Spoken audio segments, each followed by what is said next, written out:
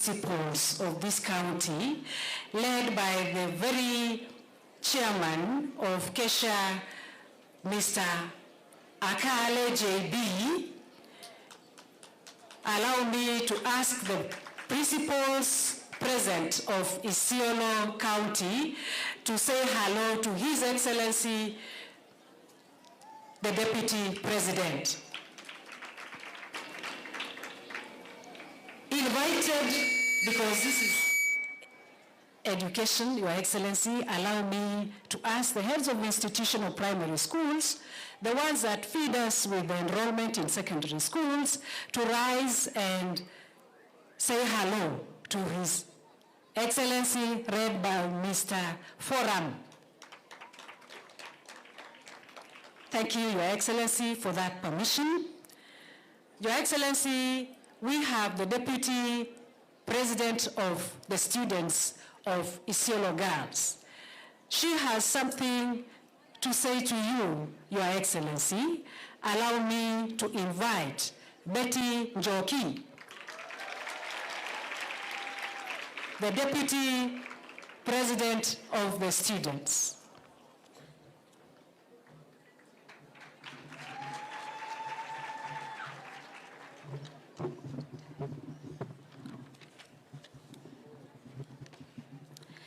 Your Excellency, the Deputy President of the Republic of Kenya, Honorable Rigathi Gachagua, as we all call you, Rigiji, distinguished guests, teachers, parents, and fellow students. Your Excellency, my name is Betty Macharia, and I'm the Deputy President of Isiolo Girls, and on behalf of these wonderful girls, it is an honor to stand before you. Before I start, with all due respect, I'd like the school captain, Aisha Abdikadir, to stand and wave to the crowd and thank her for giving me this opportunity to represent the school on her behalf. Aisha Abdikadir. Your Excellency, the Deputy President, our school is a beacon of hope, a place where dreams are nurtured and futures shaped. We strive for excellence in education and believe in transformative power of knowledge.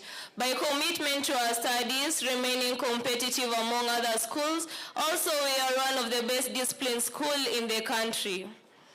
However, Your Excellency, like many educational institutions, we face challenges that hinder our ability to be in the best learning environment. Therefore, Your Excellency, on behalf of these hardworking students, I humbly request for your attention and support addressing some of our challenges. In the area of ICT, we will request for more computers, laptops, and Wi-Fi connectivity within the school. A multi-purpose school hall or auditorium for holding debates, school functions, and meetings. Your Excellency, we have only one school bus, and we would like to request for a new school bus for attending school competition and school trips.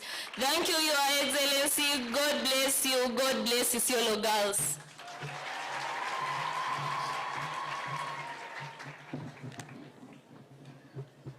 Thank you, Your Excellency. That is one of your students in Isiolo Girls. Your Excellency, we feel greatly favored to receive and welcome you to Isiolo Girls. Your Excellency, sir, we are currently running 3 streams since the year 2020 with a fluctuating enrollment of 415 girls this year from 450 girls in 2023. Out of this enrollment, around 90% are learners from the arid counties of the Upper Eastern and Northern regions. The Northern region being an ASAL region, sir, the payment of school fees is below average. Your Excellency, in 2012, the school was elevated to national status. It is since then the only girls' national school in Isiolo County. We are most grateful to the government through the Ministry of Education for funding some key infrastructure projects, namely 2 additional science laboratories, 2 sanitation blocks, 2 dormitories, a perimeter wall fence and a gatehouse, completion of a dining hall and kitchen, and the construction of 4 classrooms. That, Your Excellency, is since the school was elevated to national status in 2012. Your Excellency, currently our students are accommodated in 4 dormitories. They learn in 12 classrooms and read in a classroom converted to serve as a library. We also thank our parents for giving us the only 1 school bus that this school has. Despite this great effort by government, Your Excellency, our infrastructure is quite insufficient. It even includes 2 semi-permanent classrooms and semi-permanent toilets. Your Excellency, this support is most important to us because it is meant to assist the school to construct a modern library which will enhance the learners' academic outcomes, an additional dormitory which will allow the school more space to admit more girls from the ASAL region, especially as we prepare to receive CBC, and also put the school in the correct path in compliance with the government policy on 100% transition, and to procure a utility van to enable the school to take learners to the hospital safely as opposed to walking to hospital as they have been doing. It will also save the school from hiring taxis to take learners to hospital, which has proved very costly in the long run. Your Excellency, put together, it is envisioned that these 3 facilities are going to improve the standing of this school in upgrading towards a better national school standard. Your Excellency, given the state of our infrastructure, among a couple of other reasons, the school is very slow in attracting the correct enrollment. Nevertheless, the school has been making positive steps in academic improvement and has even excelled in sports, drama, and music. As you can see, Your Excellency, we have a lot of ground to cover towards achieving the desired image of a national school.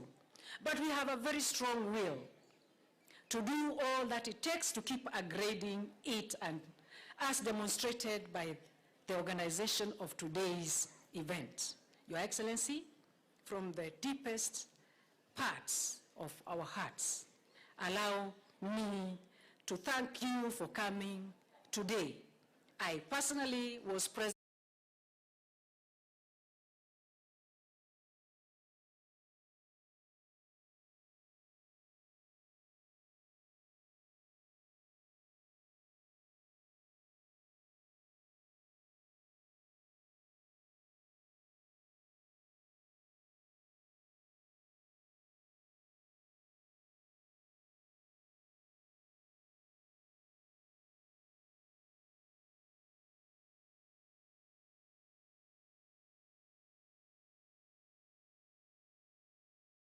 ago, and we do not take this visit for granted.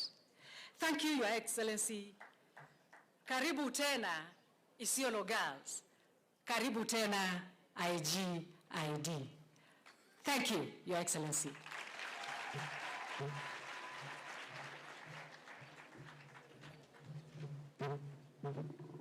Let's appreciate the principal, Chief Principal, IGID. Asante sana. I know it was your role to invite the BOM chair, but I'll take it up for you. Let me take this opportunity, Your Excellency, to now invite the BOM chairman, Mr. Halake Tadisha, to give his remarks. Let's appreciate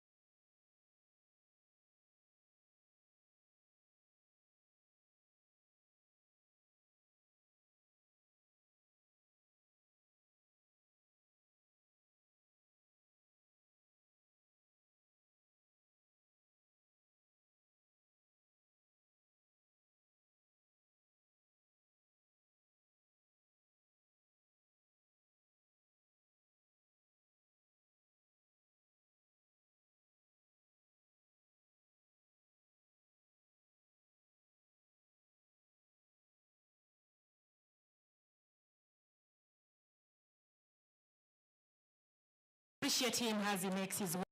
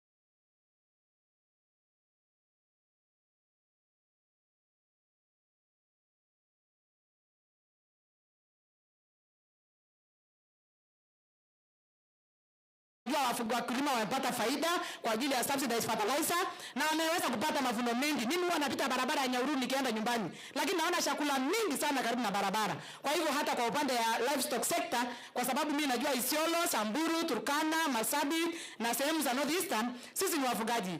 Shamba letu ni ng'ombe. Kwa hivyo tuangalie pia sana mambo ya livestock ili tuweze kufaidika kama Wakenya wengine. Rais, tunasema asante Rais, Deputy Rais, kwa kazi mzuri mnafanya. Watu wanalia kwamba hali ya uchumi ni ngumu. Kweli tunajua ni ngumu, lakini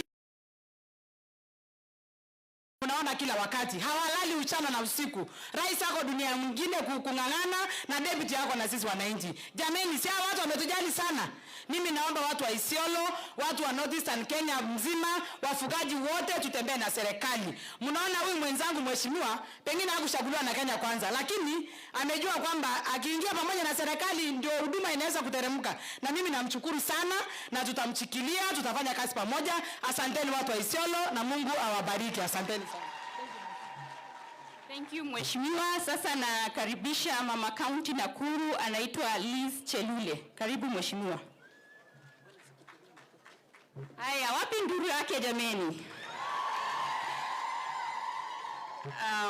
Your Excellency, our Deputy President, Honorable Rigiji, our Minister Education, Bwana Machogu, our Governor, na wajumbe ambaye tumeandamana pamoja na huyu mrembo wenu ambaye amesimama hapa mbele ambaye ametuleta kufika hapa. Salamu alaikum. Asanteni sana, nimefurahi sana kupata hii nafasi pia kuwaongelesha wananchi wa Isiolo. Ya kwanza ni kumshukuru Mungu sababu ameweza kutufikisha hapa. Ya pili ni huyu msichana anaitwa Momina. Yeye ni mheshimiwa ambaye tumemheshimu katika bunge letu la taifa. Ndio mnatuona tumekuja kwa wingi hapa na tumesema tunakuja kusimama na yeye. Nataka kushukuru Mungu sababu ya kila kitu ambaye imeendelea katika nchi yetu ya Kenya. Tunajua hapa Isiolo tulipata kura mingi, president wetu alipata kura mingi hapa na wale wengine wote. Na president na deputy president wametufunza kama sisi wajumbe wa Kenya kwamba haijalishi nani alipiga kura, nani hakupiga kura, ni kuhudumia wananchi wa Kenya. Kwa hivyo tumekuja hapa kuwahudumia. Nilikuwa nikijiuliza kwa roho yangu kwamba mambo ya shule sio kazi ya mama county.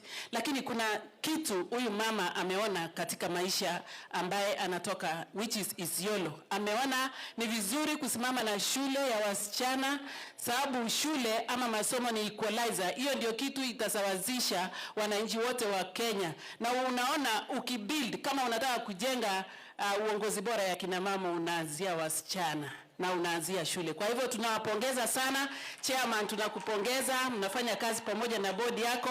Sisi kama wananchi ya Kenya tunapenda amani na tunataka kukaa kwa amani. We need to be sober in our minds in leadership.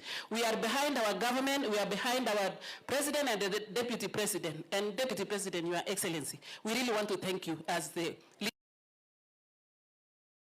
mnatembea ile mambo ujumbe ambaye mnapelekea wananchi pale nyumbani. Sisi tumefurahi sana. Nilisikia asubuhi ukituongelesha na ukasema Isiolo is a special county for you. Na wewe unajua ni kwa nini. Wananchi wa Isiolo, our deputy president ameongea mazuri sana. Kabla hatujaingia kwa ndege aliongea mazuri sana kwa uzu. And that is why alitumobilize watu wa Isiolo na ndio tumefika tujenge shule pamoja. Sina mengi, tunasimama nyuma ya serikali yetu. Mama ya na serikali. Mambo ya hospitali vile mambo ya cover ya hospitali vile imesemwa na mwenzangu kutoka Samburu, tunasimama sababu hiyo ndio itahudumia kila mmoja. Otherwise tunawapenda sana na tutarudi tena. Na tunataka mpatie huyu msichana nafasi na mpatie mara nyingine. Yeye ni msichana mtulivu sana na ni mtu anafanya mambo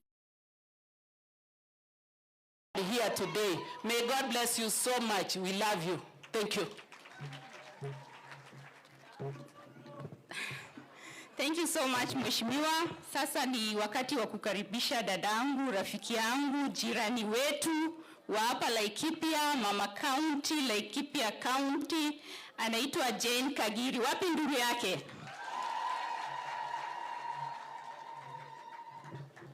Your Excellency, the Deputy President, Rigathi Gachagua, Governor wa Isiolo, ambaye ni rafiki yangu, tulifanya kazi na yeye.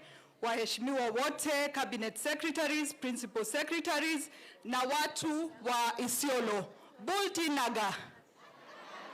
Ama nimekosea? Nimekaribia? Naga. Ejogo wako huku. Watu wa Eserian. Mugeni. Morega. IGIG. Si sasa kila mtu amewakilishwa, ni nani nimeacha? Assalamu alaikum. Na si sasa unaona nimequalify zote. Your Excellency the Deputy President, leo ni siku ya furaha sana. Na kwanza mimi nitakuomba ruhusa nishukuru watu wa Isiolo, kwa sababu watu wa Isiolo ni jirani yetu na ni majirani wazuri sana.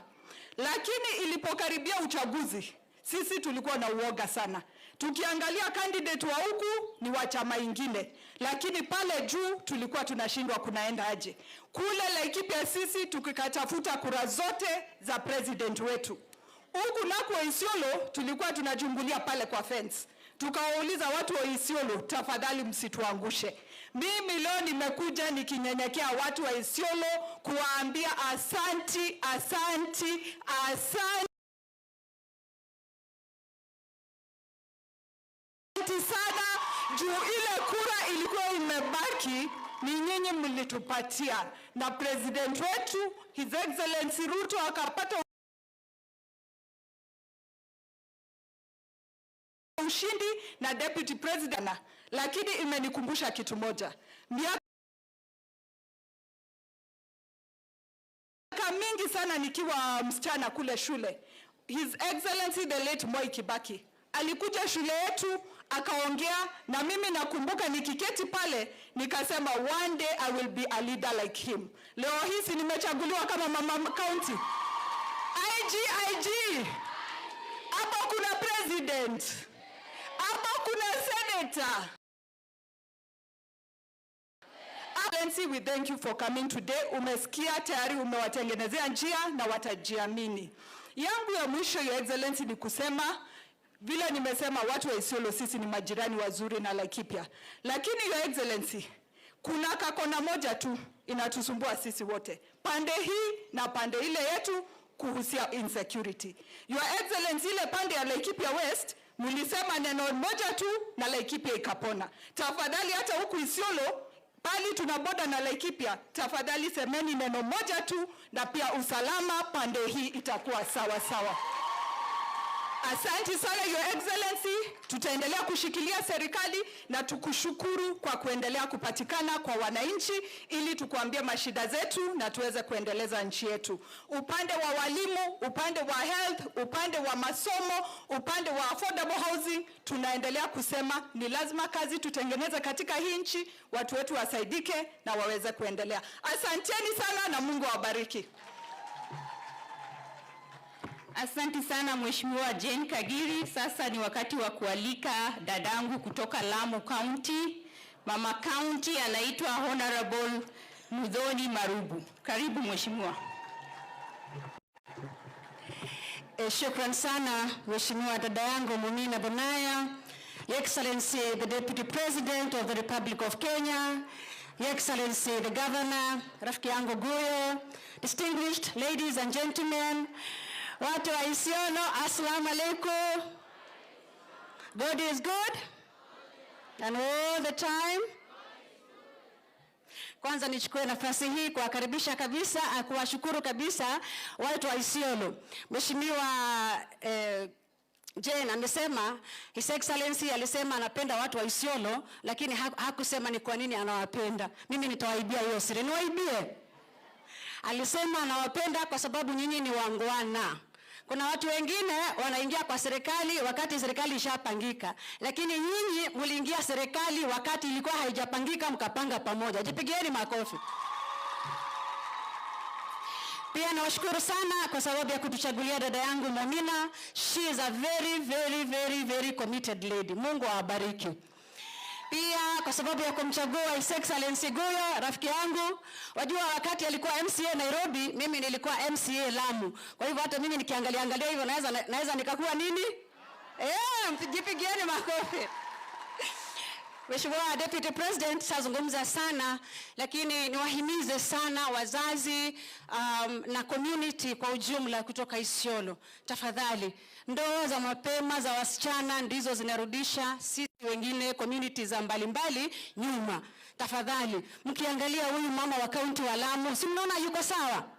Kwa sababu ameenda shule na tukasubiri kwamba wakati ule tumeshakomaa ndio tunaenda kupata watoto, ndio tunaenda kukua mabibi.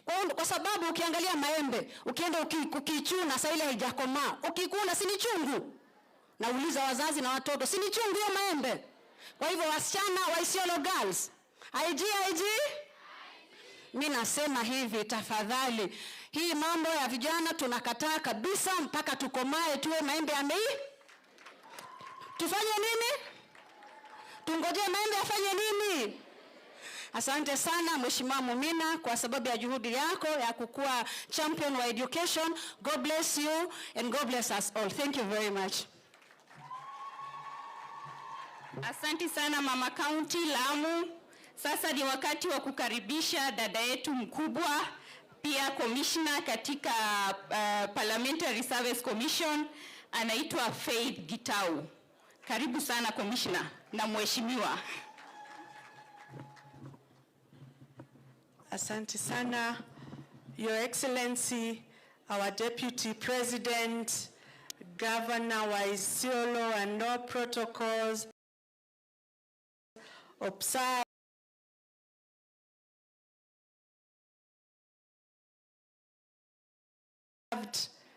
Assalamu alaikum. Assalamu.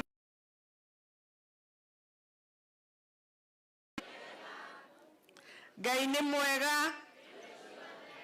na ende ciothe.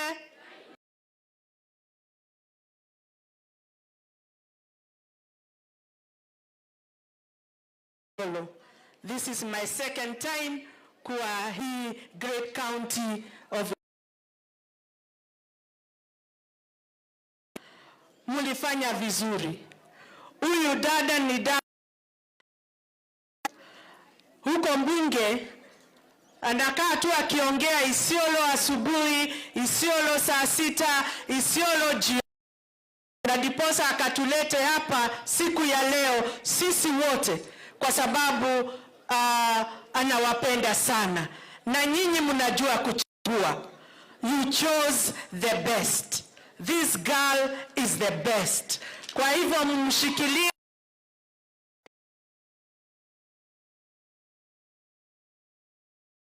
Mama ni 10 bila break. Asante sana. Pia nawashukuru sana watu wa Isiolo.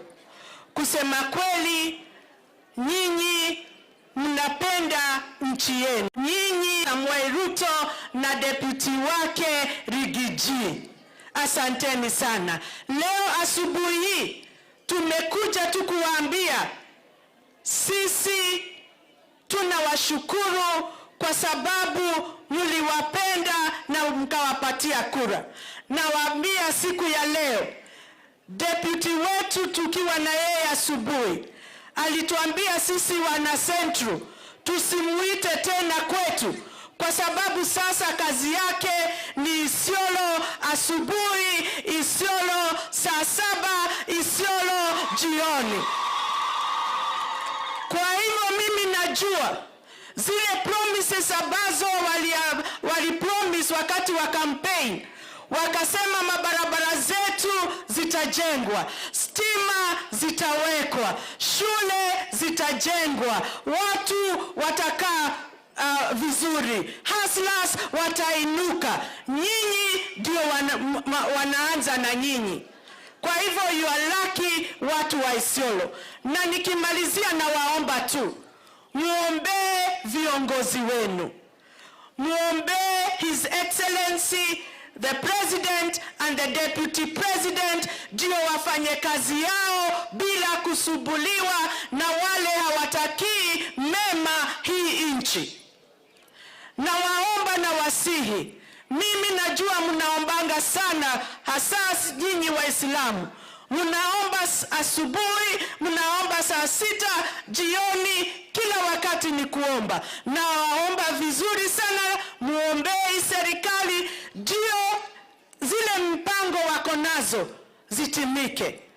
Na muombee judges wetu, wale wanavuruta hii serikali nyuma. Wakubwa wetu wamesema kila mtu ana haki ya kuenda hospitali ikiwa uko na pesa ama huna. Nao judges wetu wanasema la hasha, ni ule tu ako na pesa. Mtaombea judges wetu? Mtawaombea ndio hii universal health ifanye kazi vilivyo. Tena viongozi wetu wanasema vijana wetu lazima wawe na kazi ya kufanya, na wakaanzisha hii mradi ya national housing. Na hao judges wanasema hapana, wacha vijana wetu wataabike huko nje. Mtawaombea?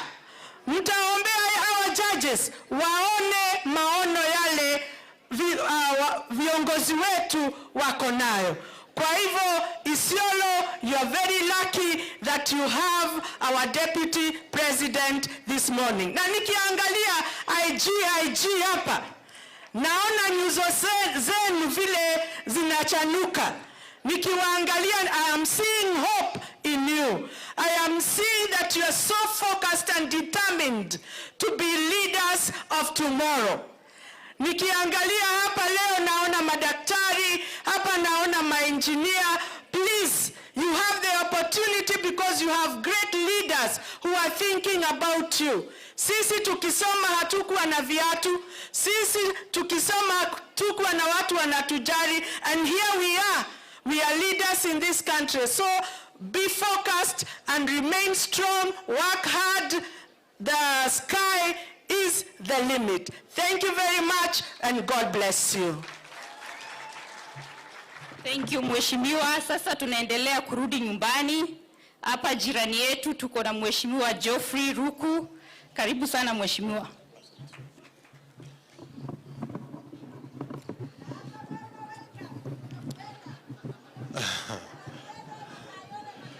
Asante, Your Excellency, the Deputy President of the Republic of Kenya, Your Excellency, the Governor of Isiolo, my colleagues, members of Parliament from Isiolo County, and other members of Parliament, viongozi MCAs, watoto wa shule ya Isiolo Girls, amjambo.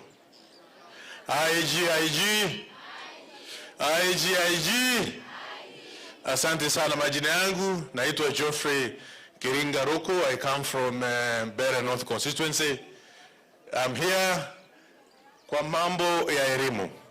Natoa shukrani mingi sana kwa viongozi wa hapa Isiolo kwa kuwa na nafasi ya kusupport shule hii. Sisi zote kama viongozi lazima tuweke maanani zaidi mambo ya masomo. That is what the president and his deputy championing, that education is the only equalizer we can have. They are in the highest offices of the land today because of education. Na ndio maana tunataka kuunga hii mpango mkono na kuiweka nguvu. Lakini tumeona there are those who are also committed in pulling down the effort which the government is making on a day-to-day basis. Na tunataka kuambia ya kwamba we will not allow them.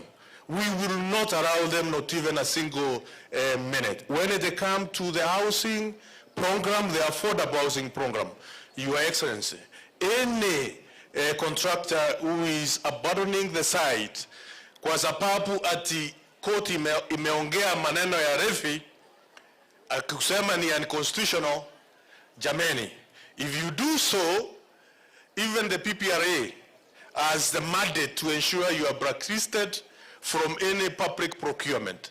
Kwa hivyo sisi sote tusupport serikali, mpango ya manyumba tuhakikishe inafanya kazi, mpango ya matibabu tuhakikishe inafanya kazi, na sisi wambunge tukirudi pale tarehe 13 kile ambao utafanya ya kwanza kabisa, na hii ndio tunaambia the House Business Committee, muweke mpango ya kwanza ikiwa ni ile affordable housing bill, ili tuweze kuishughulikia haraka before the end of February tuwe tumemalizana hiyo mpango, because we have to support the president and his deputy as far as the agenda of building houses, affordable houses across the nation, ili wale ambao wako na makazi duni waweze kupata mahali safi ya kukaa, na pia vijana wetu waweze kupata kazi ya kufanya.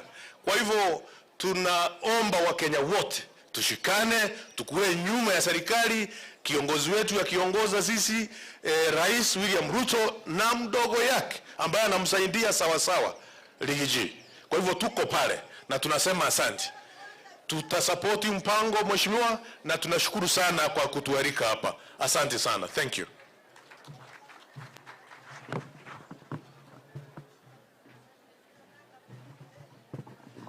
Haya. IGIG.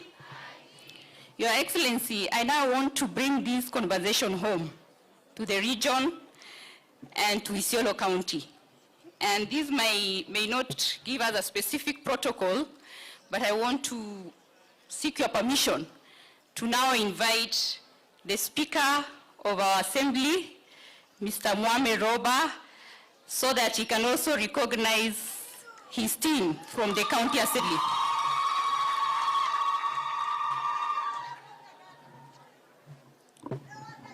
Thank you, our very able women rep. Your Excellency, the Deputy President of the Republic of Kenya, Rigiji, CS and PSS present, Your Excellency, our Governor, Kayombo Tole, MPs present, good morning. IGIG, Your Excellency, allow me to first introduce my MCS who are here. They can wave to the crowd because of the time constraint. We have my deputy here, Honorable Osu, Majority Leader. You can stand up. I cannot see you from wherever you are, please. Just wave to the crowd. Thank you so much. That is the area MP. That is the area MCA. Thank you. Thank you. Your Excellency, the Deputy President, I would like to take this opportunity to sincerely thank you for coming to Isiolo for the 5th time, specifically to bring development to this region. Kwetu hiyo iko na uzito kubwa sana na tunashukuru. Your Excellency, hapa Isiolo tunaomba kujipanga na wewe. Unajua wewe umesema wewe ndio mtu ya kupanga huko juu. Na ukiwa na diary ya president, kuna namna tunataka kujipanga na wewe. Na naomba utukubali hiyo maneno. Ukisimama hapa nje asubuhi yote, utaona Mount Kenya very clearly. Na kwa sababu sisi tuko just some few steps from Mount Kenya, tunaomba tunaomba tujipange na wewe hapo upande wa Mount Kenya. Tunajua Mount Kenya iko Mount Kenya East. Na iko ile Mount Kenya inajulikana sana, ile ya Nyeri Kiambu huko. Nilikuwa nashangaa wakati MP ya Lari alikuwa anasimama hapa. Kama Lari inakuwa classified kama Mount Kenya, kwa nini Isiolo tusiite Mount Kenya North? Kwa hivyo Your Excellency, kama kwa hiyo diary yako umewekea 5 pages Mount Kenya, ongeza constituency yako ya 6 hapa, page yako ya 6 uongeze Isiolo kama Mount Kenya. Na tunasema namna hiyo kwa sababu umetuonyesha kuwa wewe ni leader reliable hapa Isiolo. Tukiwa hapa Isiolo boys ulituambia utakuja hapa Isiolo girls, na kwa ukweli umekuja. Na kwa sababu hiyo sisi tumesema tujipange na wewe, na si kujipanga ile ya wazimu. Tunajua kuna watu wanaanza kujipanga kwa vitu ile iko 9 years ago. Watu wanaongea maneno ya succession huko Mount Kenya saa hizi. Sisi hapana, nataka hiyo. Hiyo ni ya wazimu. Sisi tunataka kujipanga ile itakusaidia wewe pia na itusaidie tuendelee mbele, tupate development na tuendelee kwa ile mambo wewe na president mnapanga. Kwa hayo machache, karibu Isiolo tena, na ukirudi salimia president, mwambie wananchi wa Isiolo wamefurahi na wamesema muendelee. Mumefurahi? Kwa nini sisikii sauti mzuri? Ama mtaki president alete development tena? Kwa hayo machache, asanteni sana. Asante sana Speaker. Your Excellency, this school has a history, and it will be so unfair if we don't recognize the history that this school has when we have the oldest principal of this school, who was also my principal when I was a student, around. Munajua Madam Tia, munajua Commissioner Tia, she was the principal of this school for 16 years. Mimi yeye ndo alinifunza, yeye ndo alinimenta, yeye ndo ameniweka kwa siasa, na kwa hivyo itakuwa vyema tukimuita hapa kuja aseme salamu, si ndio? IG. Haya, karibu Mheshimiwa Tia.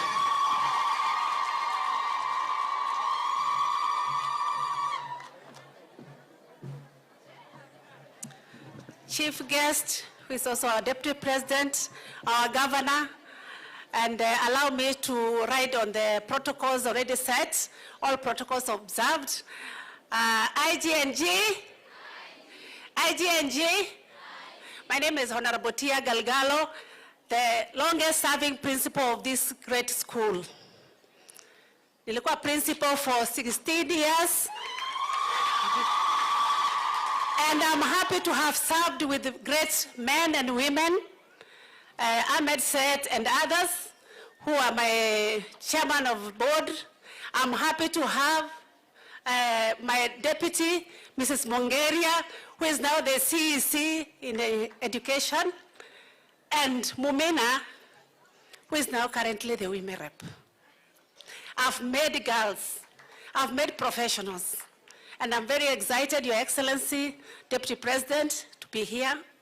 And I'm currently serving as the Commissioner NLC, and I'm very excited to see all of you here to come and build this school.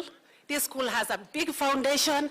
It has made girls who are great women of this country, and I'm very proud as a mother, as a former headmistress, to see my products out there serving this country. We've served this government, and we continue serving, and I'm very excited, and thank you for coming, and we are looking forward to raising the money to build future girls in this school. Thank you very much. That was our principal, Isiolo Girls, long time ago. Unakumbuka rubber stamp? Alikuwa naweka watu rubber stamp. I also had some those days. Now, I would like to invite our Professor Honorable Guyo, who is the MP for Moyale. Tunasemanga yeye ni profesa ya kina mama. Atawaelezea zaidi anafanya nini na kina mama.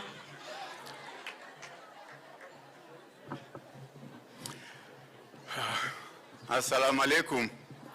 Bultini sanaga nagaini barada. Fafaya. Your Excellency, the Deputy President of the Republic of Kenya, the Cabinet Secretary, Ministry of Education, the governor of Isiolo and all colleagues and all protocols observed. Mine, I want to talk a bit slightly different from what the others have been talking about. Your Excellency, I'm not a visitor in Isiolo. 46 years ago, to be very specific, 46 years and 1 week, we came from aboard a bus from Moyale, alighted in Isiolo town at night, waiting to go to a school called Garbatula High School. That was 1978. That was where I spent my next 6 years. And in those 6 years, Your Excellency, at least 3 of us went to study medicine from Garbatula. Others joined different professional courses, and since then, Garbatula was the household name in the country. Unfortunately today, Garbatula is no longer a school worth to be talked about. Bwana Cabinet Secretary, please give affirmative action to make sure Garbatula, that was a mixed school, boys and girls, and it has produced the principal who was here talking, the 16-year principal here, though she was my junior, it produced her and many others. We are not producing these people anymore, and I know with the Deputy President and the Cabinet Secretary together, you will make that school be what it was and what it's supposed to be. Your Excellency, that school was built on charity to rehabilitate the children of the North, whose parents were affected by the Shifter War of 1960s. And it was made a national school, and it was admitting students from all over the country to kind of bring those people in, the people from the North who have been suffering banditry with the rest of the Kenyans, to kind of rehabilitate them. Please take note of Garbatula. And for the girls, when I was in Garbatula, this IG did not exist. It's a fairly new school. But I want to tell the girls this. This is a national school, like Garbatula used to be. And being a national school, I know there are students from Moyale who are here. We can only send our children to Isiolo girls if they can prove that they can actually produce national school material. Do not let us down. For the girls, mliambia mimi ni gynecologist, mliambia ni professor wa hiyo gynecology. The difference between men and women is only one. Mahali ya kukojoa.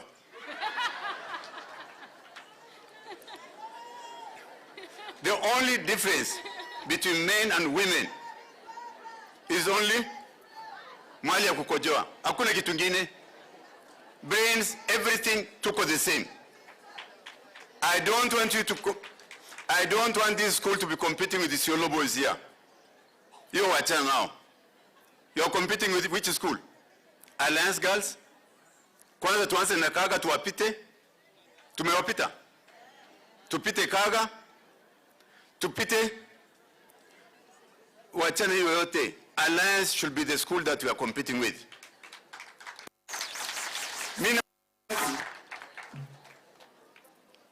What's the difference between our girls and the girls who are studying in Alliance? Iko? Hakuna. This one should be made the alliance of this region. Alliance was walifanyiwa na wakoloni. Rigji utafanya hapa iwe alliance ya Isiolo. And I know once you have made that commitment, Your Excellency the Deputy President, ukisema utafanya, utaifanya. Mpaka hawa watu wahakikisha kuwa hii shule is the school that is being looked after. In Moyale niko na shule kama hiyo. Everybody is fighting for it. With no resources, we are having over 1,000 students in Moyale in shule inaitwa Manyata Mix. Hapa pia hii mnasema 400 haitoshi. tafadhali tujenge shule yetu. Wasichana wanene kuolewa mapema, tuachane naye. Finally, kuna kitu utamaduni watu walikuwa wanafanya zamani.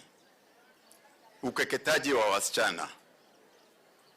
The girls, we call them female genital mutilation. I'm mentioning this because next week, on 6th of February, is an International Zero Tolerance Day against FGM. And the FGM is one of the things that causes girls to drop out of school. Tuachane na hiyo mila kiasi. Tuachane na hiyo mila. Si tulikuwa na women of change here? What do they want to change? Wanataka kuchange nini? Ndoa ya mapema. Na ndoa ya mapema is closely related to girl circumcision. Tuachane na hiyo tabia. I think, Your Excellency, this your day, I don't want to talk. But as they have said, the last time the presidency was in this school was more than 20 years ago. So to Spokushukuru for coming this time, what have you done? We need to thank you, and thank you very sincerely, and please welcome to Isiolo, welcome to Northern Kenya. Tutaenda hata Moyale, tutaenda kila mahali, tutembe na wewe ututembeze.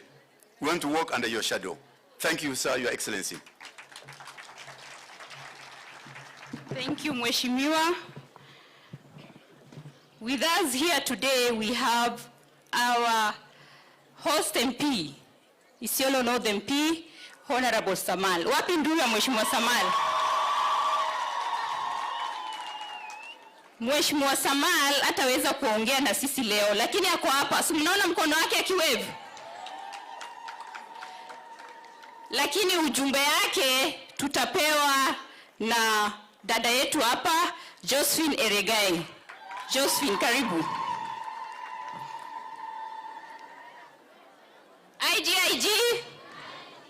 IGIG. Aya, nduru Mheshimiwa Samal. Siwasikii.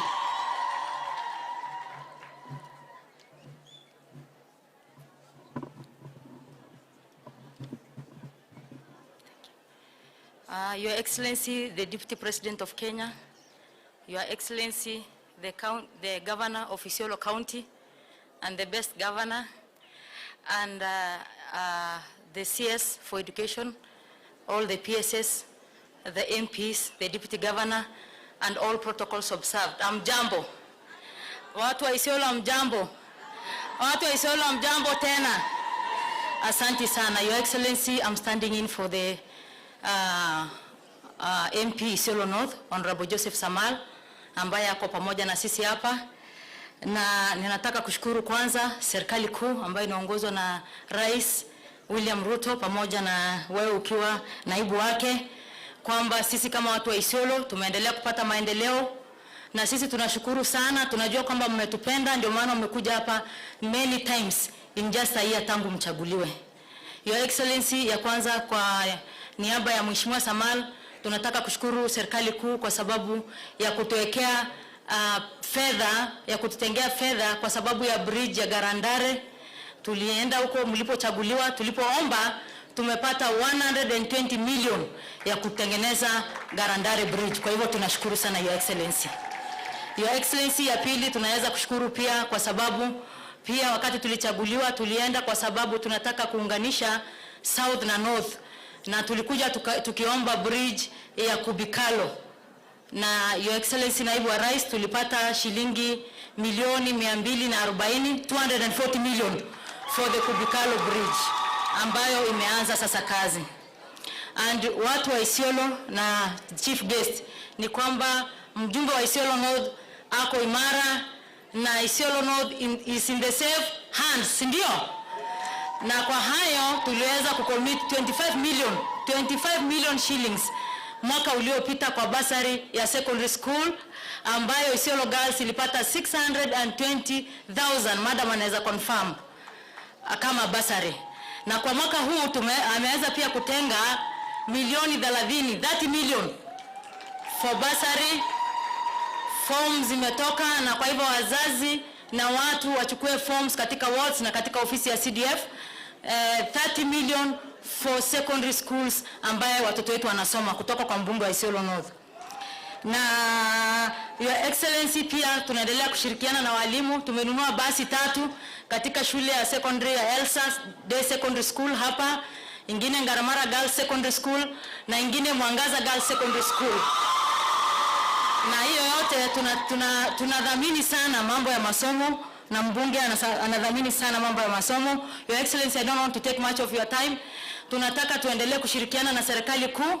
We are part of this government and we are going to do business with you because watu wa Isiolo North wanataka maendeleo, sio kelele. Na ya mwisho, IG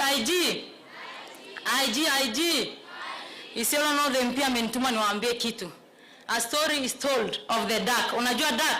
Bata. Umesikia bata? Hadithi inasema bata wakatoka asubuhi. Mapasta wenye mko hapa na masheikh mtanisamee, ni story tu. Mabata walikuwa wanaenda church. Walikuwa wanaenda kanisa. So waka asubuhi saa 12. Hi guys, we are going to church. Wakaondoka. Story inasema walikuwa wanaishi mahali the top of the hill. So wakaanza kujikokota. Unaona vile wanatembea wakianguka. Wakaanguka, wakatembea, hawana balance, wakafika church saa 9. Misa imeisha. Sasa pastor akawaita, mabata, habari zenu mzuri. Mnaenda wapi? Wakasema tumekuja church. Akawaambia, saa hii si ibada imeisha? Wakasema hapana, sisi tumekuja wapi? Tumekuja kanisa. Pastor akawaombea. Akauliza one challenge, bata, what do you have? Hebu angalieni nje, mkatazame. Wakaangalia. Mnaona nini? Ndege wanafanya nini? Wanaruka. Akawauliza, si mko na mabawa kama hao ndege wanaoruka juu angani? Wakasema lakini sisi tuliumbwa tutembee. Wakaambia the reason why you are struggling to walk, kutembea hivi, ni kwa sababu you have wings and you are meant to fly. Si ndio? IG, you have wings and you can fly. If Alliance girls can fly, if Mangu girls can fly, if these other schools in Meru County, Kaaga girls can fly, si hata nyinyi mko na wings? And yes, you can fly. Kwa hivyo you are meant to fly, sio kutembea kama bata. Sawa sawa? Thank you so much. Mungu abariki, tuko pamoja.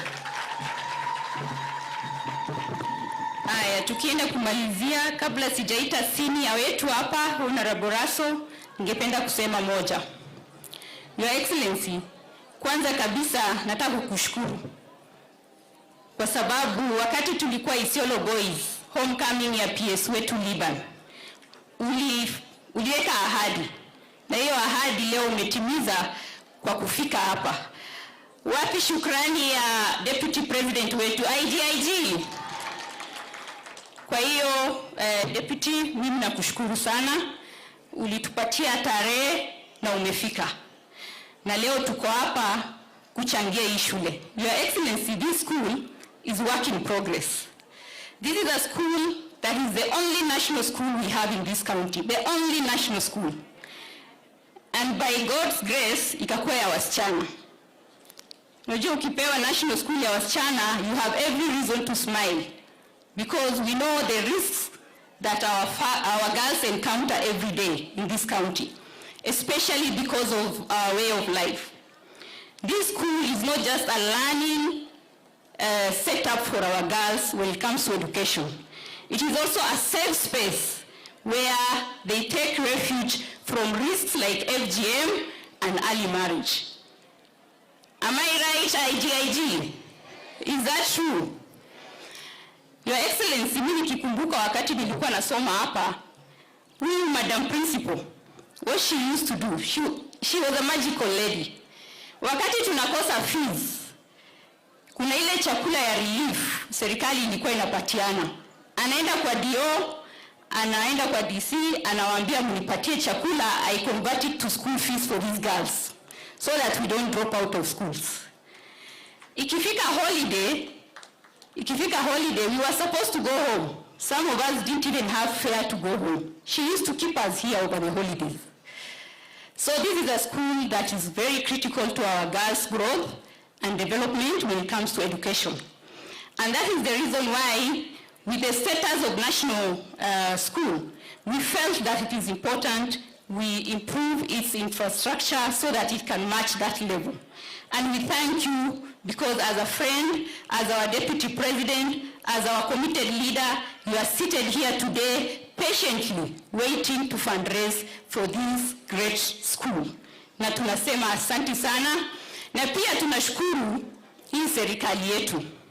Tunaita serikali yetu kwa sababu hata kama hatukuchaguliwa na chama ya UDA, raia wa hii county waliamua serikali yetu itakuwa Kenya Kwanza kwa kupitia kura. Nakumbuka tukitembea kutafuta kura tukiwa tunaongozwa na gavana wetu, walikuwa wanatuita kando wanatuambia mnataka kufaulu wachaneni na kura ya huko juu, ombeni yenu mkaende. And we used to stick to that advice. Na sasa tumeona ile hekima walikuwa nayo wakati walikuwa wanatuambia hivyo.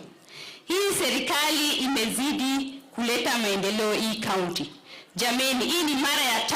A deputy president of Republic of Kenya is coming back to a county, Isiolo County, mara ya 5. Sio ni mambo ya ajabu? Mbeleni hatukuwa tunaona mambo kama hayo. Kwa hivyo sisi tumeamua kwa kauli moja kama viongozi na kama watu wa Isiolo, barabara ile tutatembea ni ya Kenya Kwanza. Hatuendi kwingine tena. Kwa hivyo Deputy President, be assured we are with you 100%. Kwa hivyo kwa mambo ya maendeleo, endelea kutuweka kwa mpango yako kila siku. Na najua kuna mengine mengi nakuja. Saa hii tunajua barabara yetu ya kuelekea Merti itaanza kujengwa very soon. Sio ni mambo ya ajabu? Si mnajua barabara vile inakaa? Hii serikali imeamua hiyo barabara itajengwa. Saa hii ukiangalia kona yote ya hii county, stima inakonektiwa. Tunaanza kutoka kwa giza. Sio ni mambo mazuri sana? Umesikia hapa dada yetu Josephine akisema bridge ya Garandare inajengwa, bridge ya Kubikalo inajengwa. Yani hii county itakuwa connected na itakuwa light up na masomo itaenda kuwa juu kwa sababu tuko na shule kama hii leo tumefika kuchangia. Kwa hivyo kwa hayo mengi na machache tunasema deputy wetu, sisi tunakupenda sana, zidi kututembelea leo, kesho na kesho kutwa, na wakati ukiwadia sisi tutakuwa na nyinyi kwa hiyo safari nyingine ya kutengeneza serikali mara ya pili. Kwa hayo machache sasa nachukua fursa hii kukaribisha ndugu yetu mkubwa ambaye pia ni chairman ya region yetu ya Tana River, Isiolo na Marsabit, Honorable Raso aka Simba wa Saku. Ukitaka kujua pia zaidi, ambaye atakuja kuwa governor wa Marsabit County.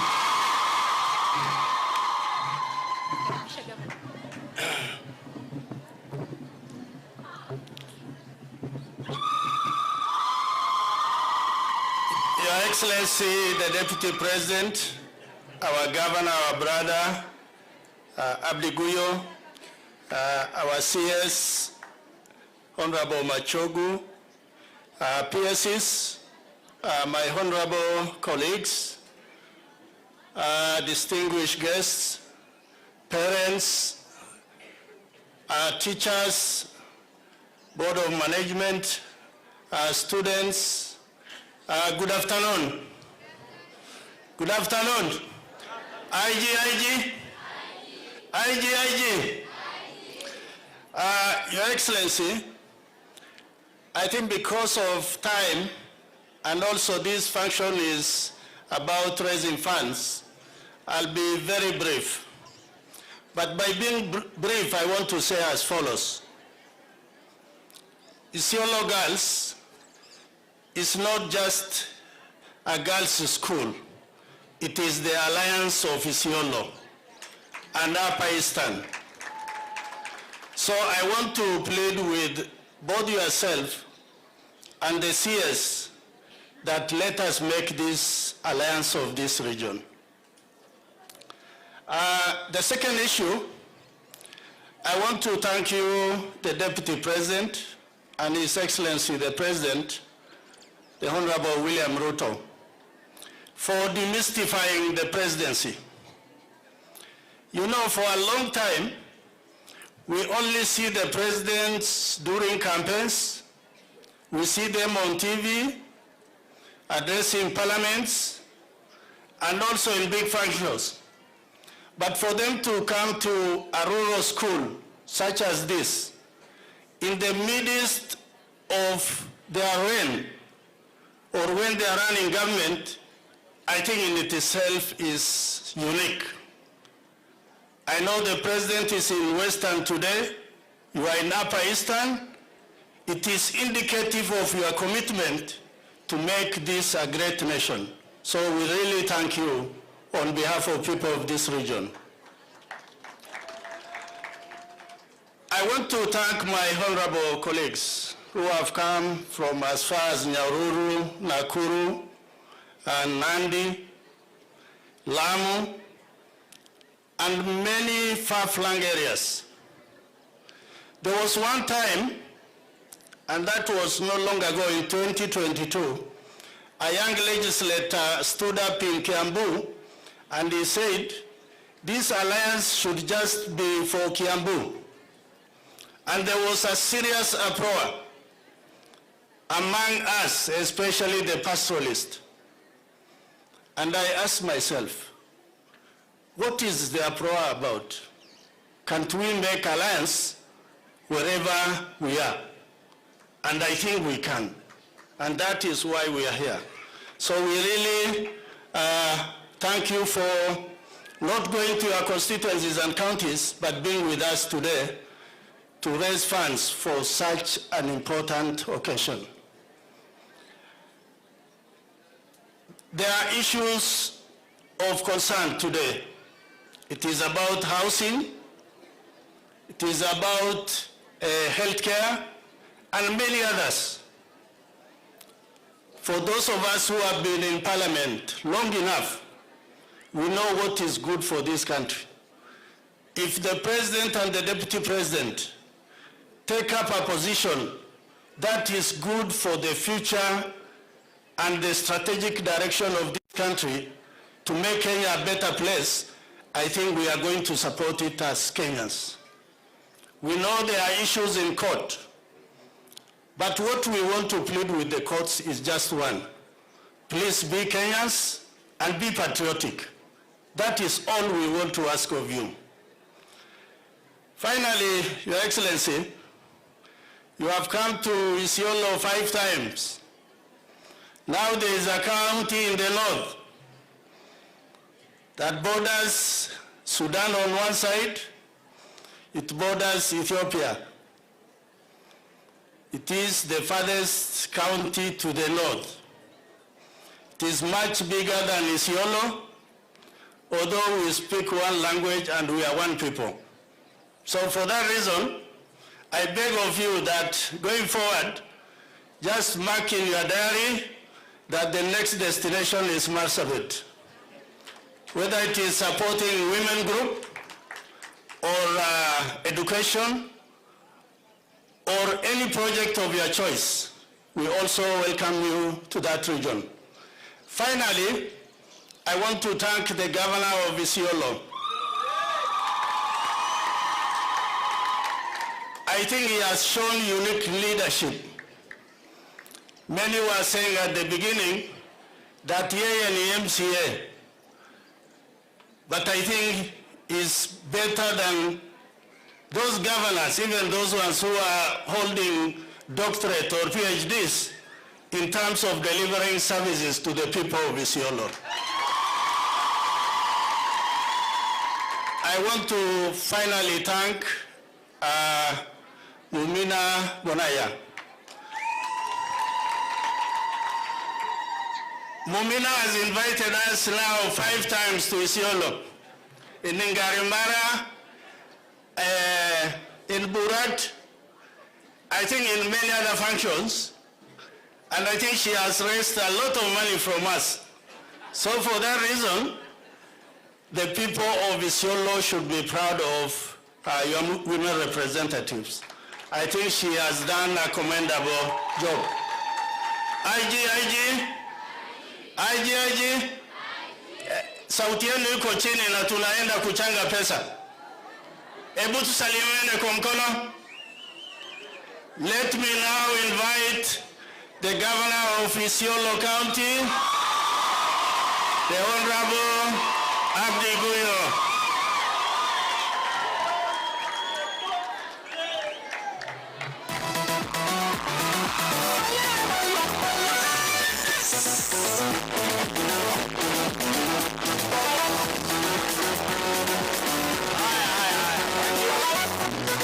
you. Assalamu alaikum. Amjamboni wananchi watukufu wa Isiolo.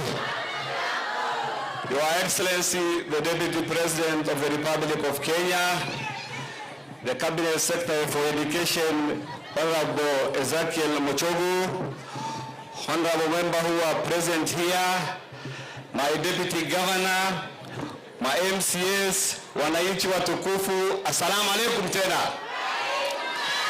Your Excellency, I want to take this opportunity to welcome you again in Isiolo County. In fact, Isiolo County is your second home away from Madeira. Ama mnasema vipi? Tukaribishe Rigiji hapa. Tupatie boma hapa. Mko tayari? Nani anajitolea? Haya, asanteni sana. Your Excellency, as you have heard what the other honorable members have said about IG, IG is indeed beacon of hope, not only for Isiolo girls, but for the whole northern region, Your Excellency. Your Excellency, this school has produced many great leaders. In fact, we have Iron Lady who was principal for this school for 16 years. She became also the first woman representative of Isiolo County from 2013 to 2017. She mentored many girls, and one of them now is our current women representative of Isiolo County, Mheshimiwa Mumina Bonaya. We thank her, and I want to tell the IG. I know we are going to produce many great leaders amongst yourself. We will have engineers there, gynecologists like Professor Guyo here, my good friends. So you keep the hope, work hard, and make sure that you have flown the flag of IG higher than Alliance Girls High School. Your Excellency, we are pleading with you to make sure that Isiolo girls become Alliance of Northern Kenya. And I know how I know you, Mr. Rigiji. That one is possible, and we are pleading you to make that one to be possible. Mimi najua kwa hayo utahakikisha Isiolo girls imekuwa Alliance Girls ya Northern Kenya. Mko tayari wasichana? Mtainua flag hapa? I want also to take this opportunity to thank the principal, Madam Chacha, BOM, led by my brother Halake Tadisha. We are coming from the same rural area, Bulesa. He mentored me, Your Excellency. That's the reason why nimetoka Kanairo, sasa niko wapi? Nyumbani. Your Excellency, because of time, and today is Friday, na unajua sisi Waislamu hatutaki kumiss Salah ya Friday, I'll be very brief. But before I make my remarks, I want to ask my good deputy to come and have very, very, very brief remarks, alafu ndio niweze kusema yangu. Karibu sana Bwana DG.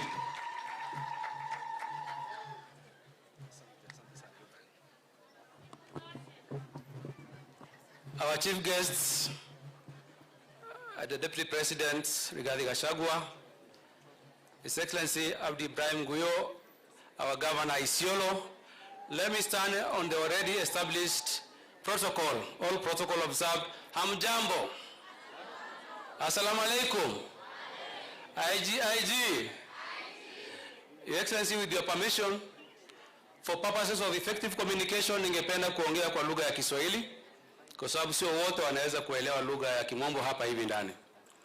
Ya kwanza ni kukushukuru sana kwa sababu ya kuitikia ile ahadi ambayo ulisema utakuja Isiolo Girls. Kwa kweli umependa sana Isiolo, wewe pamoja na rais wetu mpendwa Rais Ruto. Hii ahadi inadhibitisha kwamba uongozi wako ni ya kuempower watu, kuhakikisha kuwa wamepata launch nzuri ya kuweza kujisaidia kimaisha. Na moja ni kuja hapa hivi kuweza kujenga shule ya Isiolo Girls.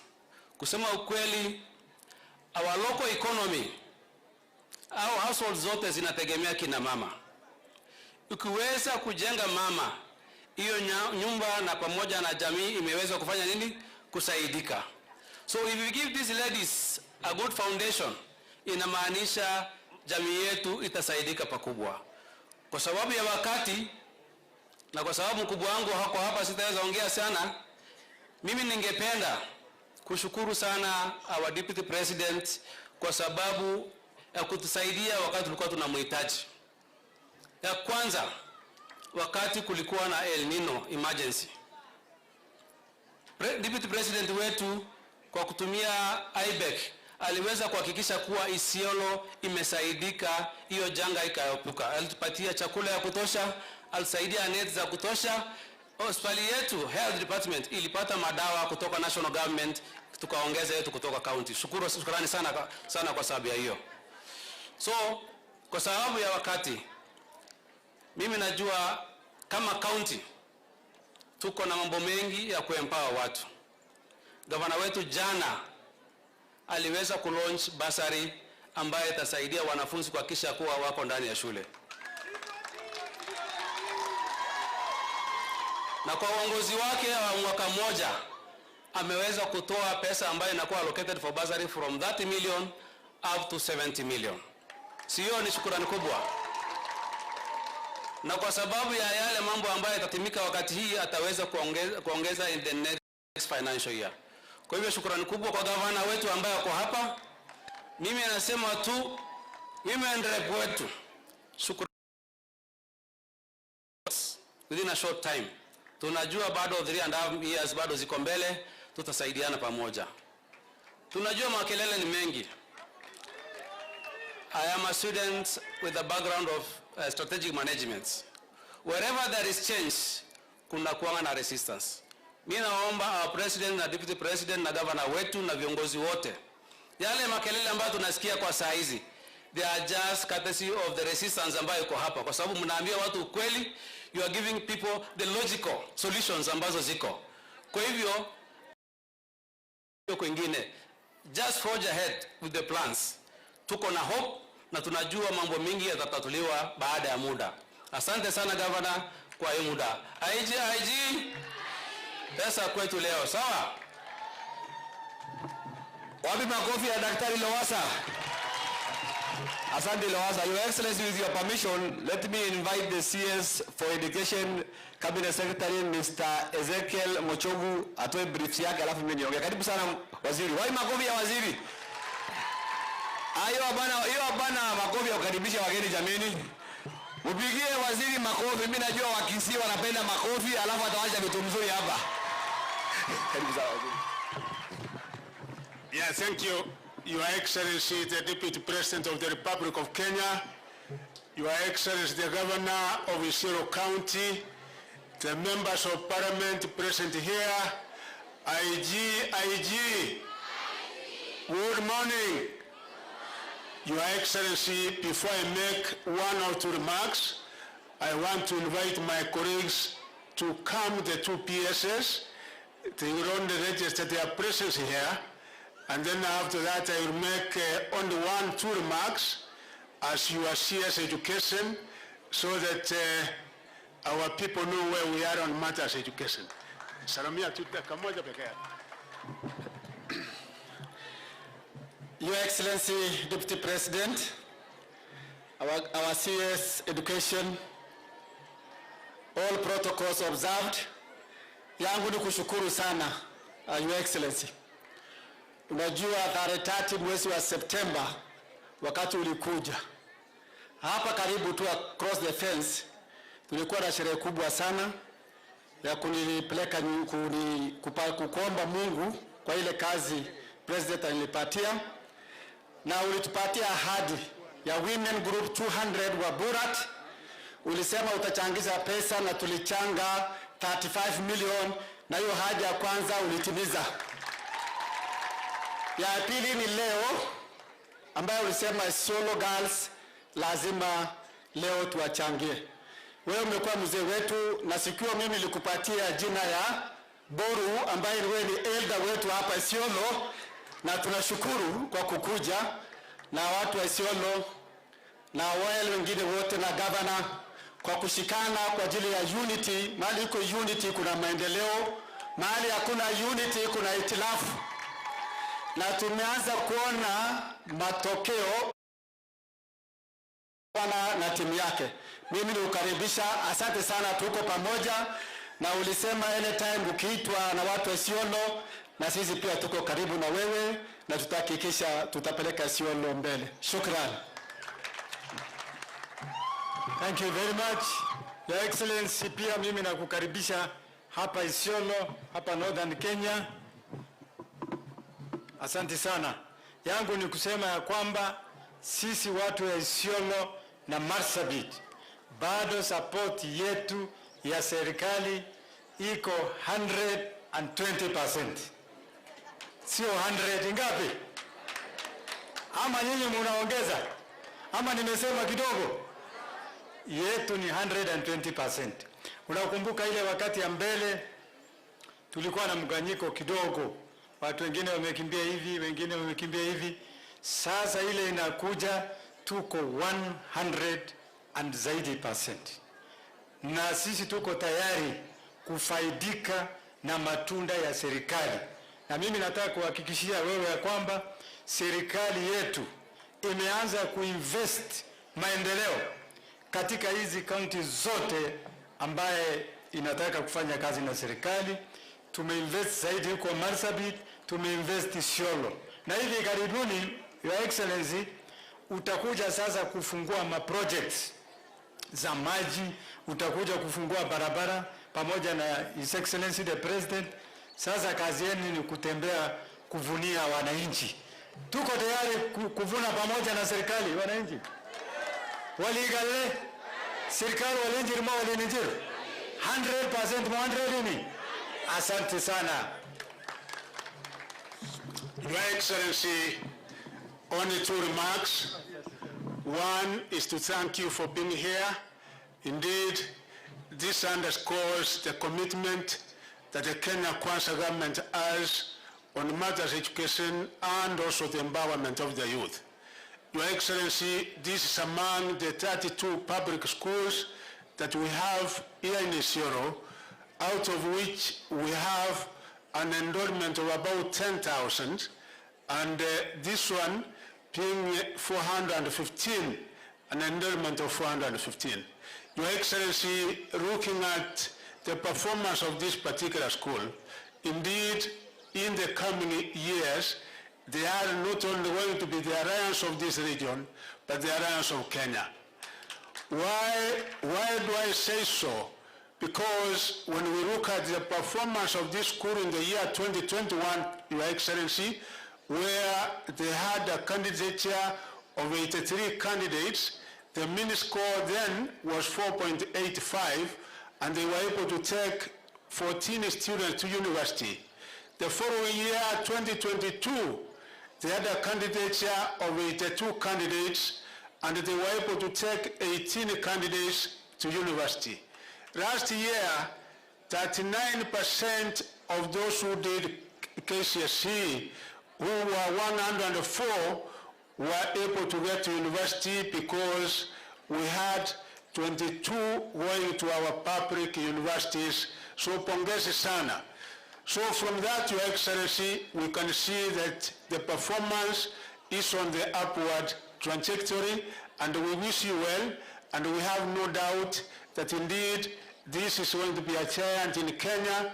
This is going to be one of the great schools in this country. Your Excellency, I also want to confirm, as your CS Education, that what you have given us in the form of capitation and had the money that you have given in education this last month, the month of January alone, we were able to get 67 billion Kenya money, out of which that 1.5 was for basic, being for primary, for junior school, and for senior school. This particular school, Your Excellency, because Isiolo County alone was able to get 80 million, the 30 schools, I said public, because we also have 6 private schools, secondary, we were able to give 81 1 million to the public schools in this particular county, and this particular school out of that got 1,775,000. So, Your Excellency, we have given capitation not only here, but all our schools in the country.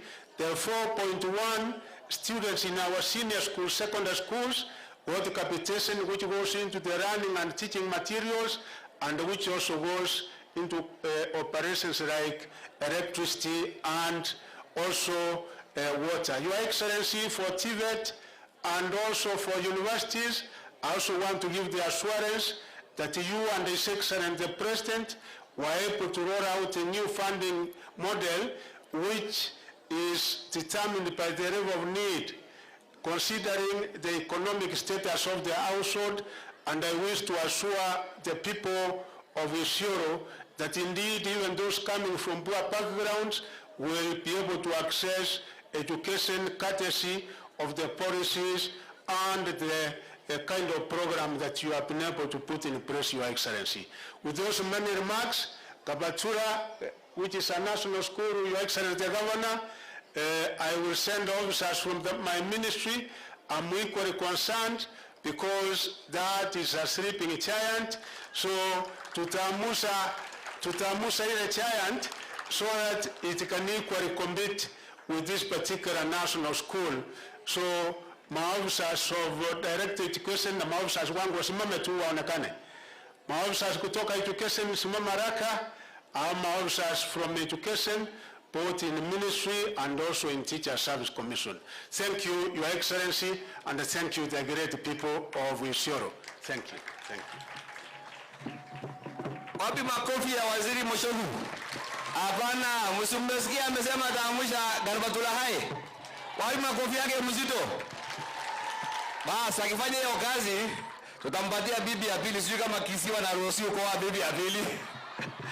Your Excellency, kwa ruhusa yako, mimi nitakuwa very brief. Kwanza ningependa kuchukua hii fursa kushukuru wale waheshimiwa wameweza kuandamana na wewe ili kuweza kuchangia hii shule. Asanteni sana waheshimiwa, na Mungu awaongezee. Na mimi sasa ile mnanihitaji kwa wakati ya concession yenu, mimi nitakuja kusaidiana na nyinyi. Asanteni sana. Na hatuchukui hiyo mambo mmekuja kutoresha hapa for granted. We are really appreciative of that.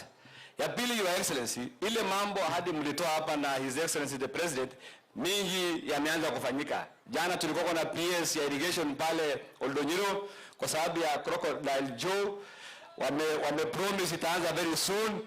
Stima rede kimemaliza, by next week watawasha. Your Excellency, ile ahadi mmetoa mingi imeweza kutimia. Mbili ndio imechelewa, na nataka kukukumbusha hiyo mbili. Ndio ukirudi Nairobi, uhakikishe hiyo mbili pia imemalizika. Ya kwanza ni bunduki ya NPR, Your Excellency. Bunduki ya NPR process yote imeisha, imekoma kwa Inspector General. Kwa mwa hiyo watu wa Isiolo waweze kupanda bunduki, waweze kuchunga security yao, Your Excellency. Your Excellency, ya pili ni Isiolo International Airport. Isiolo International Airport, Your Excellency, as we are speaking, is just a white elephant project. It has no benefit for the people of this county, Your Excellency. Your Excellency, as I am speaking here, we are almost finishing the abattoir here in Isiolo. In the next 3 weeks itakuwa imeisha, na tunataka wewe na rais mkuje mfungue. Lakini mkifungua hiyo abattoir, export abattoir, haitaweza kufanya kazi kama hii Isiolo International Airport haijaweza kuwa extended, hiyo runway yake haijaweza kuwa extended, Your Excellency. Hiyo airport runway ikiwa extended, Your Excellency, si Isiolo peke yake ita benefit, Your Excellency. Your Excellency, watu ya Meru hapa ambao wanauza miraa watakuwa wanaleta miraa yao hapa wanapeleka ng'ambo, Your Excellency. Your Excellency, our neighbor here from Laikipia, Timau, ambayo wanafanya business ya horticultural, hawatakuwa wanaenda Nairobi, Your Excellency. Watakuwa wanaleta hapa Isiolo, wana reduce cost of transportation, Your Excellency. Your Excellency, yangu ni hayo mawili, na sisi tunakukaribisha Isiolo tena. Mimi nataka kukuhakikishia, the other time Isiolo mlipata 63%, this time round Isiolo mtapata vile PS amesema 120%. Your Excellency, hawa vijana wetu wawili, Principal Secretary ya Petroleum na Principal Secretary ya Asal, hawa vijana tunawapenda sana, ni vijana wetu, ni wachapakazi. Tunataka serikali iendelee kuwachunga, waendelee kuhudumia Wanakenya wote. Mnataka wachungwe? Sinione kwa mkono. Rigizia kirudi aone mnapenda hawa vijana wenu wawili. Mnawapenda? Si wanafanyia Wakenya kazi mzuri. Pia Your Excellency, sisi kama watu ya kaunti ya Isiolo tuna support policy ya serikali, kwanza kwa policy ya housing, affordable housing. Sisi tunataka watu wa Isiolo wakuje wajengewe manyumba hapa, tuweze kununua manyumba hapa. Wale maasra waweze kununua nini? Manyumba. Na mimi ningependa kuchukua hii fursa kuomba majudges wetu waweze kuweka mambo ya wananchi mbele ya kila kitu. Waangalie priorities ya wananchi ni gani. Wananchi wa Kenya wanataka gani? Kwa sababu judges pia jukumu yao ni kuhudumia wananchi wa nini? Wa Kenya. Saa hile wana neglect public what interest, inaonyesha hawa hawahudumii nini? Wananchi wa Kenya. Sisi Your Excellency tuna support hiyo. Pia tuna support bima ya afya. Tunajua kila mwananchi akiweza kupata hiyo kadi, wananchi wetu wataweza kupata huduma bora ya afya. Kwa hayo mengi na machache, Your Excellency, ningependa kila mtu aamuke, tukaribishe Deputy President, naibu wa rais wa Jamhuri wa Kenya ambaye tunampenda, Rigathi Gachagua, Alliance Rigiji, kijana shupavu. Mnaona vile ako strong, anaweza kimbia. Wai makofi yake 1. Karibu Your Excellency.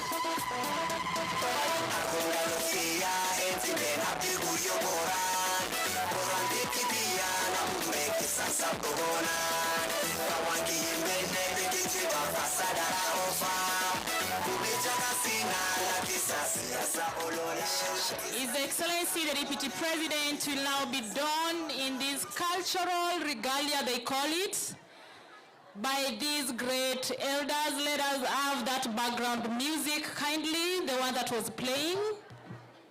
Kindly, let's have that background music. Thank you so much. Let's appreciate him. It's being done today by the elders.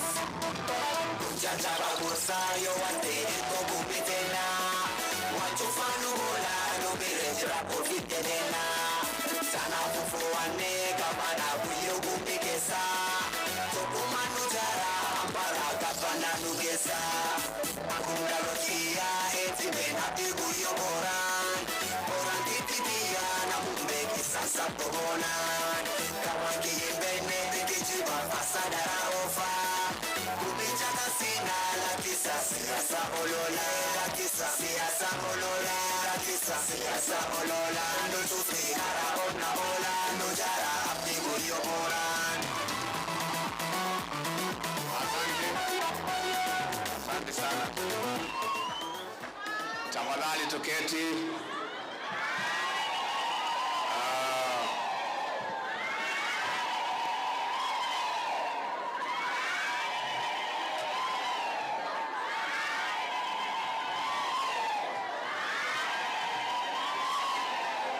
Asante sana. Gavana wetu Mheshimiwa Abdi Guyo, waziri wetu wa elimu Bwana Machogu, makatibu wetu, watoto wa hapa nyumbani, waheshimiwa wabunge wetu wakiongozwa na simba wetu wa eneo hili Mheshimiwa Raso na wale wengine wote ambao wamefika, mwalimu mkuu, walimu, wazazi na wanafunzi, hamjambo? Salamu alaikum.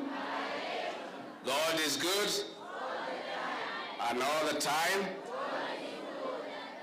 Isiolo hamjambo? Happy New Year. IG.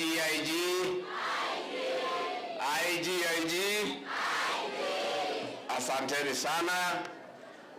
Wacha nisome hapa kidogo alafu niongeze mambo mawili matatu. It is very important occasion today as we gather here to support the students of Isiolo Girls High School. Being the only national girls school in this county, we have chosen to make the institution count as a center of excellence and transformation in this region and our beautiful country. I want to thank the leadership of this county for identifying the priority areas of the school and taking the lead in finding a solution. Indeed, we cannot take pride in a national school which does not have a functional and well-stocked library, laboratory, adequate accommodation, among other critical needs. We note that the enrollment in Isiolo County remains dismal at about 17%. Among other reasons, this is linked to absence of poor infrastructure in schools. Low-income parents have no option but to contend the limited infrastructure as those who are able, taking their children to school outside the county. Ultimately, this deepens marginalization and inequality in access to education, which is a constitutional right for every child. The Ruto administration is deliberate in investing in quality education for all across the country. It is for this reason that we have committed over 628 billion Kenya shillings to the Ministry of Education to, among other issues, support full implementation of the competency-based curriculum and other education sector reforms. In the transformed Kenya, every child must have access to quality education. That is how socioeconomic transformation of the country will be of impact without leaving anyone behind. To transform the community in Isiolo, quality education is a very important ingredient. Our women rep, the Honorable Mumina, an alumni of this school, is a testimony of what transformation in education means. She has emerged from a challenging background to an influential leader at the county and national level. In this semi-arid land, most girls face teenage pregnancy, harmful socio-cultural practices like female genital mutilation and early marriage, drug and substance abuse, sexual abuse and violence, among others, that impede access to education. In Isiolo, teenage birth rate remains high at 18%, with girls between 10 and 14 years giving birth and dropping out of school. In spite of interventions of adding FGM by 2022, it is saddening that more than 65% of girls between 15 to 19 years have undergone the cut. This is against a national average of 21%. FGM triggers early marriage after this forced transition. It will deprive the girls of their childhood as they start a prolonged, miserable adult life, which they are not ready for. They are ready for school, not ready for marriage. Girls are children, not mothers. They must be in school. Education reduces FGM among our girls by up to 89% in secondary education. Secondary education reduces teenage pregnancy from 38% to about 5%. Kenya is committed as a country to meeting the international target of ending this practice before 2030. Expanding education opportunities for girls is one of the strategies. We cannot allow the dreams of our girls to be subjected to practices that snatch them the passport to a bright future. The Kenya of today and the future is for all girls and boys, men and women. On this note, I want to urge the national government administration officers present and across the county to work extra hard with other security agencies to end these retrogressive practices, not just in Isiolo, but the whole country. We are aware that the county has only about 38 secondary schools with less than 10 being boarding institutions. Further, day scholars walk for over 5 kilometers to reach the nearest secondary school. This calls for massive expansion of infrastructure, and that is why we are here today, myself as Deputy President and our Minister for Education. The national government has allocated funds for schools for various undertakings. We call upon members of parliament under the National Government Constituency Development Fund to complement us in building modern schools that also meet the requirements for the CBC system, which we are implementing. During this fundraiser, we are elevating the school standards and performance to the national level. We want it to be an oasis of knowledge in Isiolo County and the Northern region. On this note, I urge our girls in this school to concentrate on their education for better life ahead. Asanteni sana, IGIG. Mimi nashukuru sana kufika hapa Isiolo, na nimefika hapa makusudi because Isiolo ni muhimu sana kwa serikali yetu ambayo inaongozwa na Rais William Ruto. Kwanza, kabla sijanena kidogo, nilete salamu chungu nzima kutoka kwa kiongozi wetu, Rais wa Jamhuri ya Kenya, Mheshimiwa William Samoei Ruto. Ameniambia nimsalimie sana, ameniambia anawapenda sana na anamfikiria kila siku, na rais amenituma kwa salamu. Mmepokea? Pia rais amenituma na mchango wake. Ya pili, niseme nikiwa hapa, Rais William Ruto na mimi tunajivunia sana hii kaunti ya Isiolo na kaunti jirani ya Marsabit,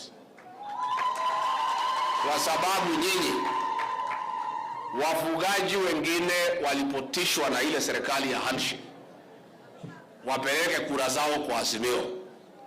Watu wa Isiolo walimwambia hao wajumbe, muombe kura yenu ya rais, muachane na sisi.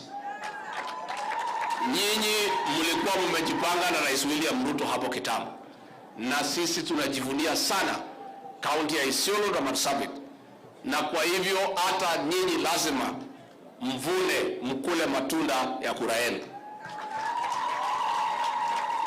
Kwa hivyo mimi nikiwa hapa Isiolo is by choice. Si ati nimekosa pahali ya kwenda. Hapana, mnafikiri pahali nimekosa ya kwenda? Nimekuja kwa sababu nyinyi wangwana. Kwanza nyinyi unajua Rais William Ruto alikuwa hapa tangu 2013. Akafanyia nyinyi kazi, akachangia kina mama, akajenga mashule, akashiriki na maendeleo, mkapenda yeye, mkamchagua kama rais. Mimi sikuwa nimefika hapa. Sasa mkimchagua William Ruto na mimi nikaponea hapo katika hapo. Si ndio? Sasa mimi niko na deni yenu. Niko na deni yenu. Na dawa ya deni ni kufanya nini? Mimi mlinichagua, mkuu mnanijua sana. Mlijua mdosi wangu. Aliponichukua kama running mate, mkimpatia, mkanipatia hapo. Sasa hata mimi lazima nikuje nirudishe mkono. Na njia ya kurudisha mkono ni kuwa hapa kila wakati.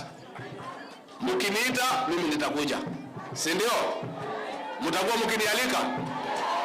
Kwa hivyo hata hii Marsabit pia mimi nitaingia huko. Tumekubaliana na Mheshimiwa Raso watakuja wiki ijayo tuanze kupanga. Mimi niko tayari kutembea hii kaunti mbili, kuendeleza maendeleo, kumwakilisha mdosi wangu na kuja kusaidiana na nyinyi kuinua hali ya maisha ya watu wetu. Na pia niseme sisi kama serikali tangu tuingie tumefanya jukumu kubwa mambo ya masomo. Tumeajiri walimu 56,000 na hapa katika hii Isiolo tumefaidika na mtaendelea kufaidika kwa sababu lazima hawa watoto wetu wasome. Pia ningetaka niseme katika shule hii mwalimu ameuliza tuangalie mambo ya kabro ndio tuweze kuondoa matope katika shule hii. Nitatuma watu ya kura wakuja waangalie, tutaona vile tutafanya. Pia mwalimu amesema mngetaka msaidiwe na kompyuta, si ndio? Kwa hivyo tutapanga na waziri, tutaleta kompyuta 30 ya kusaidia katika shule hii. Mumesema mambo mingi, na kwa sababu nimekuja, iko pesa nimekuja nayo ya serikali, nimekuja na ya rais ya mfuko, nimekuja na yangu ya mfuko na hao viongozi, tutachanga pesa pahali itafika, tutakuja tena tuendelee mpaka hii shule isimame. Tumekubaliana? Mpaka hii shule isimame. Na mimi niseme ya kwamba hawa watoto wetu wa wasichana lazima tuwachunge. Hao ndio viongozi wetu wa kesho. Na njia moja kuwachunga ni kujenga shule hii, wapate pahali ya kukaa na kuchungwa, wasiingizwe kwa mambo ambayo haifai na mambo ambayo imepitwa na wakati. Na kwa hivyo tutakuwa tukisaidiana na nyinyi kwa mambo ya shule hii. Mimi ningetaka nimpongeze huyu women rep, mama wetu hapa Mumina. Unajua yeye aliniuliza pale tukiwa Isiolo Boys, nikamwambia akae karibu na mimi. Akaanza kunikaribia. Sasa si ndio nimekuja? Lakini tangu nimwambia nikaribie amenihangaisha zaidi. Sikusema unisumbue kila siku. Nilisema ukuje tu once in a while. Sasa huyu unakuja asubuhi, nakuja saa 8, nakuja jioni akingangana mambo ya Isiolo. Mtamwambia acha kunihangaisha ama aendelee? Mnasema aendelee kunihangaisha? Nyinyi watu ya Isiolo hamna huruma. So women rep, kaa karibu na sisi, please sit down.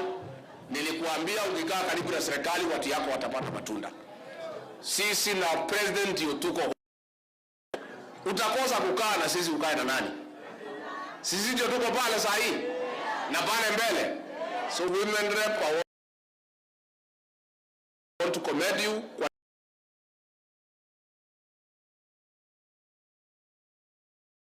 Ile kazi utafanya kwa watu yako. Na mimi nitaendelea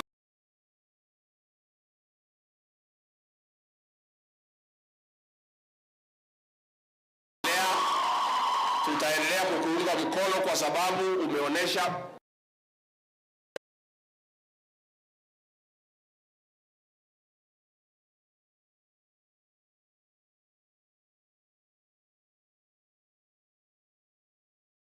saidika kupitia hii uongozi.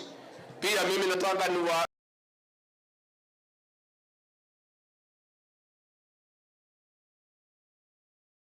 nimpongeze huyu mjumbe wetu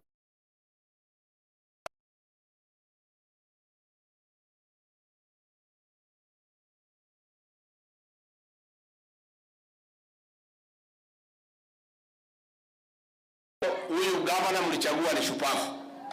Hii ni dume.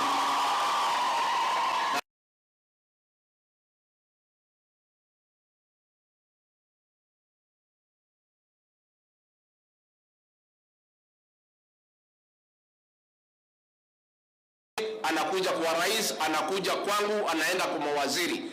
Hata kazi ingine ambaye ni ya national government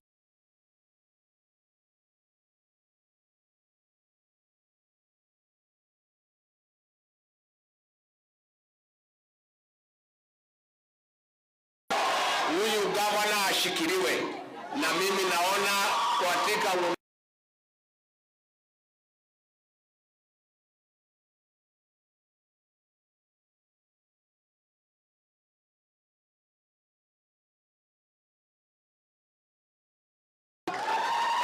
unajua hata kama mnapeana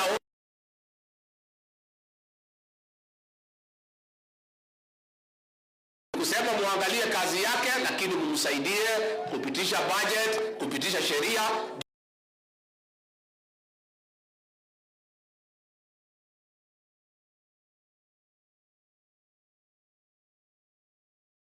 Wakati huu chini ya gavana, na sisi tunataka kuambia mkichagua viongozi vizuri,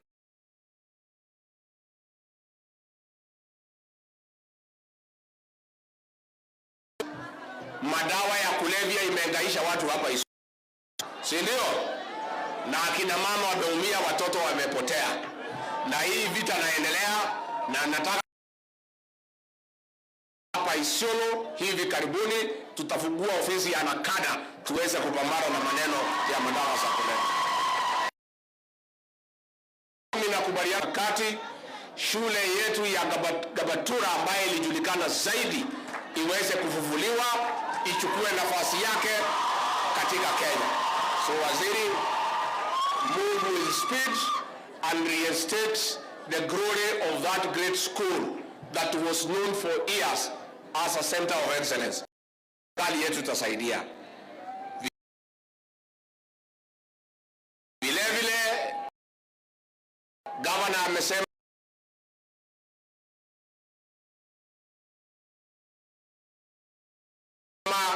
mambo ya usalama.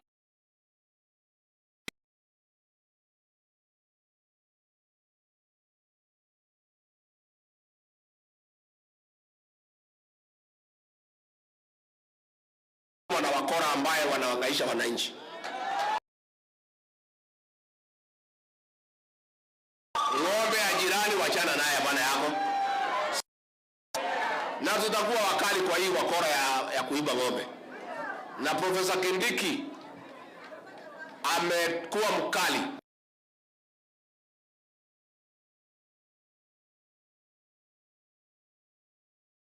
Watu wa Isiolo, watu wa Samburu, watu wa Meru, watu wa Laikipia, mwaka wa kumaliza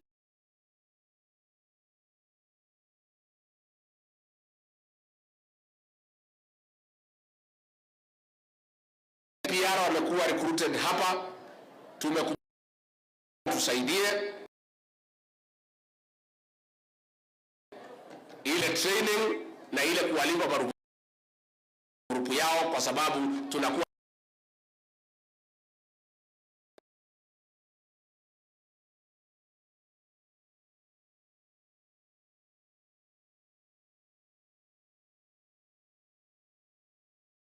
katika kaunti ya Isiolo. Nikimalizia mambo ya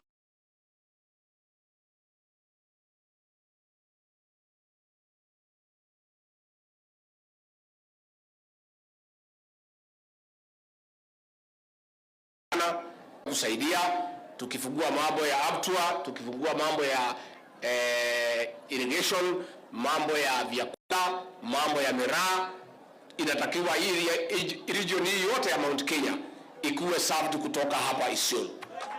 Na kwa hivyo governor, hiyo tutafungua njia vile tutashughulikia hiyo airport. Mimi kwa sababu nataka tuchukue pesa ndio muweze kwenda kwa msikiti, na mimi ningetaka nikimbie Nairobi. Tumekuwa na mkasa wa moto leo asubuhi ambaye imehangaisha watu sana Nairobi. Wengine wamekufa kwa moto ya gas, wengine wamepelekwa mahospitali, na kwa sababu rais ako nje, lazima nikimbie Nairobi kwenda hospitali kuangalia vile kunaendelea na kusimamia zile mipango naendelea kuokoa maisha yao. Ningetaka tuchukue pesa, na mimi nimekubaliana na wewe speaker, vile umesema hii Isiolo ni pati ya Mlima Kenya. Nyinyi mmekaribia mlima hata kuliko watu Kiambu, si ndio? Kwa hivyo mambo yenu tutakeni tuongee.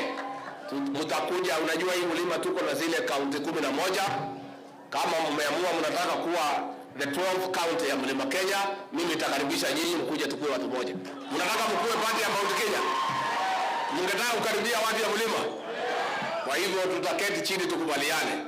Na mimi nimwambie nyinyi watu ya Isiolo, ile hatua, ile decision mlifanya ya kuchagua President William Ruto was the right decision. Nyinyi mkae hapo, msisongee wengine, si ndio? Mkae wapi? Si ndio? Si 27 ni mteremko? Ni mteremko, si mteremko?